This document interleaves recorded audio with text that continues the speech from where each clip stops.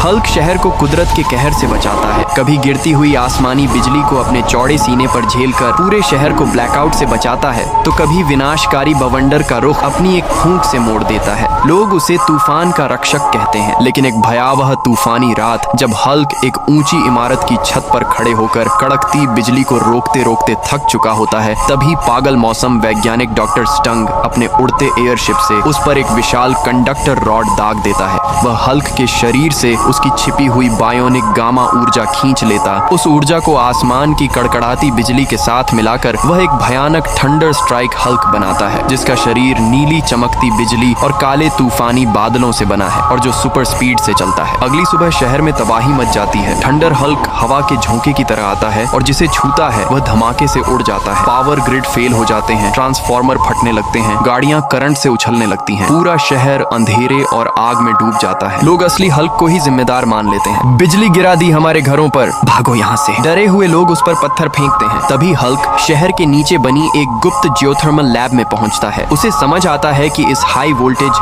बिजली को हराने के लिए उसे जबरदस्त अर्थिंग की जरूरत है। वह भारी धातुओं और कुचालक सिरामिक को जोड़कर एक विशाल चट्टान जैसा भूरा ग्राउंड जीरो अर्थ आर्मर बनाता है। फिर वह थंडर हल्क से भिड़ने शहर लौटता है। आसमान फाड़ देने वाली जंग शुरू होती है। थंडर हल्क करोड़ों वोल्ट के गोले बरसाता है, लेकिन अर्थ आर्मर पहने हल्क उन्हें अपने कवच से टकराकर जमीन में उतार देता है। बिजली की हर लहर धरती में समा जाती है। धीरे धीरे हल्क के अर्थ आर्मर में दरारें पड़ने लगती हैं। वह दहाड़ता है, ये तूफान मुझे नहीं रोक सकता।